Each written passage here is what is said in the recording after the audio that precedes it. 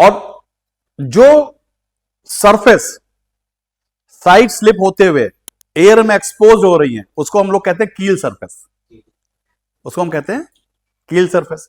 अब कील सरफेस जो है, जो सीजी के ऊपर जितनी सरफेस होती है और सीजी के नीचे जितनी सरफेस होती है, तो सीजी के ऊपर जितनी सरफेस होती है उसको अपर कील सरफेस बोलते हैं, और सीजी के नीचे जितनी होती है लोअर कील। ये कील सरफेस नहीं कहलाएगी, जिधर जा रहा है उधर वाली। तो अब ये होता क्या है कि जब ये ऐसे स्लिप हुआ, इधर से तो जा ही रही, स्लिप हुआ तो इधर से साइड एयर आई। अब वो जो साइड एयर आई उसने क्या किया, अगर तुम्हारी विंग में डायहेड्रल है, ये स्लिप क्या करेगा, यहां पे एंगल ऑफ अटैक ज्यादा कर देगा और यहां पे कम कर देगा, और जिधर एंगल ऑफ अटैक ज्यादा होगा वहां पे लिफ्टिंग एबिलिटी बढ़ जाएगी। तो क्या होगा, ये लिफ्ट यहां बढ़ जाएगी और ये लिफ्ट कम हो जाएगी, ऑटोमेटिक वापस आएगा। तो इसीलिए जो डायहेड्रल है वो यहां पे तो वर्टिकल और हॉरिजॉन्टल है, बट इसमें डायहेड्रल है। तो डायहेड्रल इफेक्ट जो है उसको वापस अगर डिस्टर्ब हो गया तो बिना पायलट एफर्ट के उसको वापस लेके आ जाता है, आपको पता भी नहीं लगता, वो अपने आप डिस्टर्ब होता है, अपने आप वापस आता है।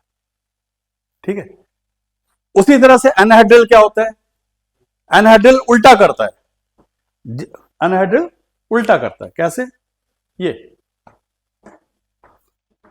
अनहेड्रल उल्टा करता है, वो अगर इधर झुका तो वापस लाने के बजाय वो क्या करेगा, वो और नीचे झुका देगा।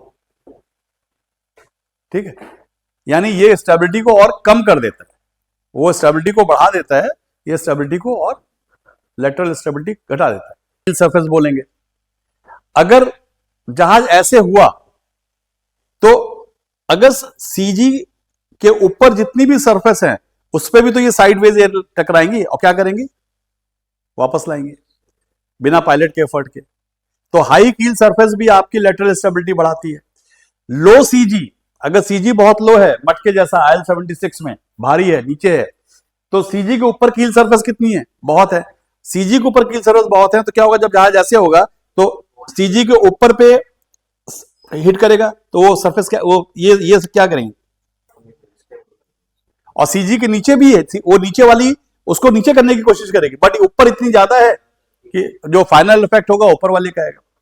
तो हाई कील सरफेस और लो सीजी और हाई विंग भी जो है वो लेटरल स्टेबिलिटी बढ़ाती है।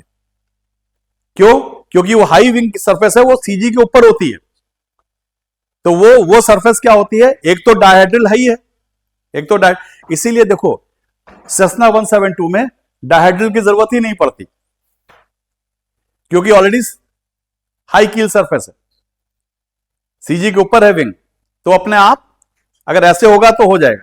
कभी सेस्ना में डायहेड्रल देखा है, ऐसा ही होता है, लेकिन जो लो विंग होते हैं वो ऐसे होते हैं। क्यों, क्योंकि वहां पे हाई कील सरफेस नहीं होता। तो जहां भी सेस्ना में क्या होता है, टेल प्लेन होता है, हाई टी टेल प्लेन होता है, क्या होता है, हाँ वो नहीं होता। जिसमें टी प्लेन हो और वो हाई विंग भी हो तो उसमें बहुत ज्यादा, तो होता क्या, अब आप इसका ले लो, अब ये हुआ IL-76, हमें अनहेड्रल देने की जरूरत क्यों पड़ी, इसके सारे फैक्टर आपकी स्टेबिलिटी बढ़ा रहे हैं, low CG, high T tail plane, high wing, सब बढ़ा रहे हैं। तो क्या हो रहा है कि ये इतना ज्यादा ओवर स्टेबल हो जा रहा है कि जरा सा भी ऐसे होगा धड़ से वापस आ जाएगा। मतलब कि अगर पायलट खुद भी इसको करना चाहेगा तो नहीं होगा, क्योंकि जरा सा करेगा हाई ये सब ये वापस फिर कर देगा। तो ओवर स्टेबिलिटी तो मैन्योरेबिलिटी के लिए तो खराब हो गया ना, तो उसको रिड्यूस करने के लिए जो ओवर स्टेबिलिटी है हमें अनहेड्रल देना पड़ा।